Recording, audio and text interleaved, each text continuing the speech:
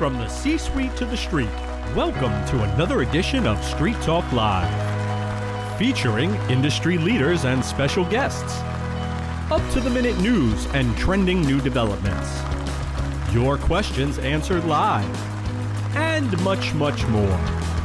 And now, live from EPSG's corporate headquarters in Melville, New York, it's time for today's episode of Street Talk Live.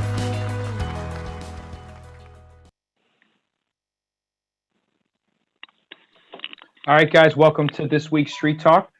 Today's a great guest. We're not necessarily a guest, but our founder and president, Brett Sturm, has some great stuff to cover before he goes over the actual topic of servicing your portfolio. So, Brett, please enlighten us all. Thanks, Jeff. Appreciate it. So, we're gonna make this quick. We're not gonna keep everyone on the phone for a long time. The first thing I want to say again. I want to make sure and send a love to all our sales partners, all our employees, our EPSG family. Make sure you and your families and your friends are all well and staying safe. Again, that's the most important thing right now. A few updates, just like we spoke about a few days ago, Jeff, is 97% of EPSG has moved to a remote support. All functions, all departments are fully up and running. Business as usual. EPSG is open. We are fielding calls, fielding emails, deploying terminals. We're getting some deals through the door, and we are underwriting them, getting them out. So that is some great news right there. One of the things going on, which we always worked on, but really diving into right now big time. We were always, over the last 18 months, Jeff, as we and everyone, as we talk about the direction EPSG was going in, and one of the big things is we were going to become a data company. We were massing this tremendous amount of data and driving into it and, reporting it back, working on the new portals to come and for our sales partners to look at a lot of data and information on their accounts. What I can tell you is we are getting data right now every about 6 hours. People are working through the nights, crunching the data to see what this new event, this new Corona, how it's affecting processing and volumes and risk and chargebacks. And what I can report, and we're going to report more as we go on, is that, if we go by yesterday's batch and settlement data at a very high level, we're looking, and very surprising, very little, we're looking at that batch and volume is off by somewhere between 10 and 11.5%, which is amazing to me. Very little currently that any type of volume is off tremendously. I can tell you that chargeback data we are looking at, chargeback data is very normal, no spikes in chargebacks, and that's going to lead right into the conversation about servicing. So Jeff and I have spoke probably over the last month about I want to do a street talk on servicing. One of the biggest things in the 32 years in the bank card industry where I think I really was good was on servicing. I spent a lot of time speaking to my merchants, calling them, texting them, as texting came out, emailing them, stopping by there, and I was always very proactive to be right in front of my merchants. And from there, I think I had probably one of the lowest attritions, and I always got referrals. And I wanted to talk about what does that mean. It's not only about signing merchants, it's about servicing and keeping your attrition low. But that's let's bring it back to what it means today. Right now, over the next month, as things get worked out, as things get back on track, what does servicing mean right now? And I'm going to roll that right into the conversation about mobile ordering and chargeback. So I will tell you, I probably, in the last 48 hours, spoke to somewhere around 20 plus merchants. Within that number, multiple location merchants, all calling me about what's my opinion on, since all bars and restaurants and most other businesses are going to pick up or a delivery, how does that affect them from taking a transaction to service it, to chargeback? And, as we spoke about 2 days ago, we very quickly went out there, not only because from a mobile standpoint, but because who knows what's going to happen with supply chains related to terminals. I made a very large purchase of terminals, which still goes on today, and especially on the mobile solutions. And I was very quick, shooting from the hip to say, let's get these mobile terminals in here because merchants are going to want them. And as I spoke to these business owners who own anywhere between 1 and 20 restaurants, really what came from there was, you know, right now my opinion to them was, don't change how you do business. You know, if you look at a restaurant, or traditionally you would call in, they'd run the credit card, staple it to the bag, deliver it, get your signature, us knowing that the signature means nothing, and that's how they did business. And today, understandably, the question of chargebacks is very much on their mind. And what I said to them, and it's just my opinion, is in my conversation, I would say right now, I would do business the same way. If you want a mobile machine, we have them, and here's the pros and the cons to them.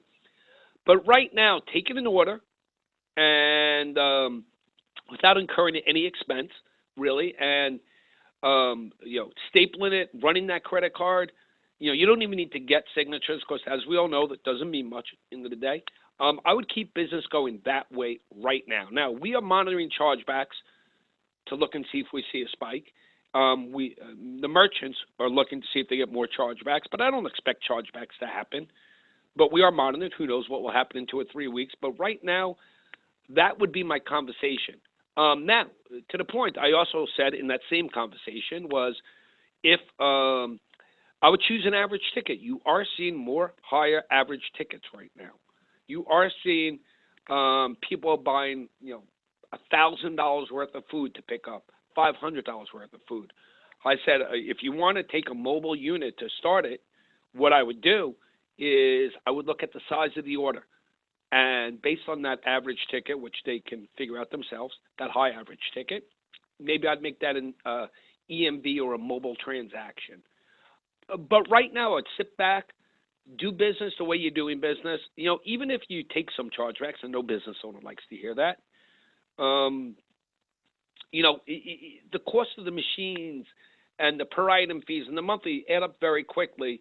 So even if you take a few chargebacks, you know, it's not the end of the world. I hate to say that, but it's reality. I run a business. I understand about losing money. We all do.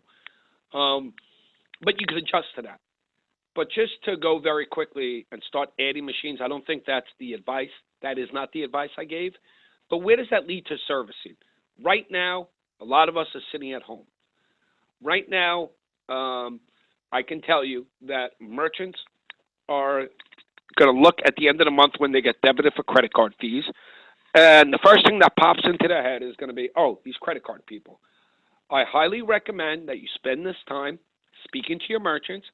Tell them you are here. We are monitoring chargebacks. Here are some advice on mobile ordering. What can you do for them? Give them some tips. Explain to them about, you know, do they need anything from their business? Do they have all the machines they need? Do they want to get a backup terminal? Maybe you provide it to them. Do they have paper? What can you do for them? It's a very smart move right now to speak to your merchants. It may lead to the conversation of fees, and I'll leave that to you. You're all professionals. You know, I see some emails coming in from people going, you know, I want to get rid of all the profit or the margin on the account for the merchant. I don't suggest that. I can tell you, you know, some people suggest let's give 2 months free. I can tell you that I do expect volume to drop substantially. Oh, when it happens, I don't know. But giving away the profit, how you're going to have to live for the next month or so, your margin is not the smartest move in the world. Doesn't mean that maybe you have to adjust fees. Listen, anything makes a merchant happy a very little bit. So I'm not suggesting it, but I know when I sold, if someone asked, I would always adjust a little and kept them happy. I'm not saying do that, but I would not start thinking of, oh, let's give a month, 2 months free. How can I do that? We're certainly not going to answer those questions right now. You know, our goal is to see what happens. But the biggest thing, and Jeff, if you want to chime in, you were always good at servicing, is really speaking to your merchants. Very important right now to get on the phone, tell them you're there for them. What can you do to help them? You know, I just got a text from if you do a lot of liquor stores or delivery type of things, I will tell you that the conversation of online ordering and mobile ordering. I probably spoke about it. It's 12:30 three times today between texting and conversation. I would talk about that, talk about how that relates to chargebacks, high average ticket, and just get in front of your merchants. In the future, we'll talk more about servicing once we get past this. But again, I think it's very important to get on the phone and speak to your merchants. Tell them that we are here for them. Talk about how to take a payment. We do a lot of restaurants. How to take the payment curbside. We're looking at the data, crunching the data, looking at chargebacks. We'll always get back to them. We'll get that information out to you as we see any type of spike or anything like that. And from there, it is absolutely a new time, right? None of us ever could model this out, fathom that this would happen. But, staying in front of your merchants, looking at your portfolio, controlling that attrition, very smart. Maybe the conversation leads to, should we daily discount you? Because, there are going to be fees at the end of the month. It may be easier if we daily discount you and take the fees daily. I will tell you, I am not a fan of it, but I do see a spike in cash discount programs. I would assume that's going to come. Otherwise, related to servicing, not much to say. I want to reiterate that EPSG is here. We are totally open for business. We are processing applications, deploying terminals. Thanks to the 18 months of planning and Matt Byron and the IT and operations team he put together, we are 97% working remotely, a few of us in the office, though apart from each other, following what the president says. But we are open. We're taking calls. We're speaking to sales partners. Jeff and his sales team are really coming up with some great things to get out to our family, our sales partners. We expect this to be over quickly. And we're here for everybody. And Jeff, I'll throw it back to you if you have anything to add. No problem. A couple things I would add, as Brett said, we are definitely locked and loaded. And I guess I would maybe make one small correction. We're hoping for a quick resolution, but we're prepared for a long one. I'll tell you that. We are definitely hunkered down and being able to handle these things. A couple good questions that's come across that I definitely want to add about cash advance. Obviously, we had several agents trying to think outside the box, bringing up potential cash advance for some working capital for these merchants that are obviously, I'm having trouble with that. Now, I will say that there is some sectors out there that our lending partners are definitely willing to still lend to right now. But a lot of the traditional restaurants and things like that have been kind of almost instant approvals on these cash advance are pretty much outside, are the other end of the spectrum right now with the current environment. But some of the direct feedback that we've gotten from our lenders for business types that they are definitely willing and able to lend towards are anything in the healthcare industry other than dental, unfortunately, but pretty much anything in the healthcare industry, any sort of supermarkets or corner markets or bodegas, like we like to call them here in New York, or grocery stores, kind of things like that where provisions are being sold. These are the type of businesses that still have a positive outlook in terms of margin and things like that. So those are good targets to go after in the event that you are reaching out to your merchants. However, on the sad side of that, if you do have restaurants and some other restaurants and business types that are looking for cash, it's going to be a tough time getting merchants like that funded until there's a little bit more a light at the end of the tunnel. So that's just some direct information we're getting and some questions that we're handing back to you. So I think Brett hit all the spots. Servicing is something that's always important, but obviously in a time like this, merchants want to hear that you're there for them. One of the downfalls with selling a commodity like we all sell is that it's really up to us to set ourselves apart. So hopefully you guys are looking at this situation right now as an opportunity to reach out to these merchants and reconnect with them. Whether it's been a while or just let them know you're there for them. And we're working hard internally to try to come up with some ideas to help kind of relieve some of that burden and relieve some of that stress, not only on the merchant but our agents in general. We've always looked at our relationship with you guys as being our primary customers, not just the merchants, but our sales partners. So, we're trying to arm you guys with what you need. So with that being said, that's all I had to add. We really appreciate everybody being on today. please don't hesitate to give us an email at sales team or any of the appropriate distribution lists that you guys are used to communicating with. We are all, really poised and ready to help anybody out in any way we can. And I hope everybody has a safe rest of the week, and let us know if you need anything. And happy selling. Thank you, Jeff, and all. Stay well.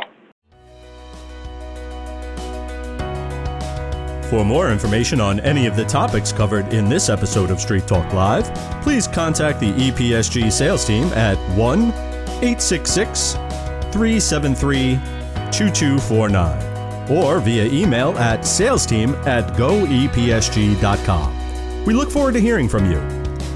To enjoy this and previous episodes of Street Talk Live, please visit us on the web at www.goepsg.com. Street Talk Live is an EPSG production.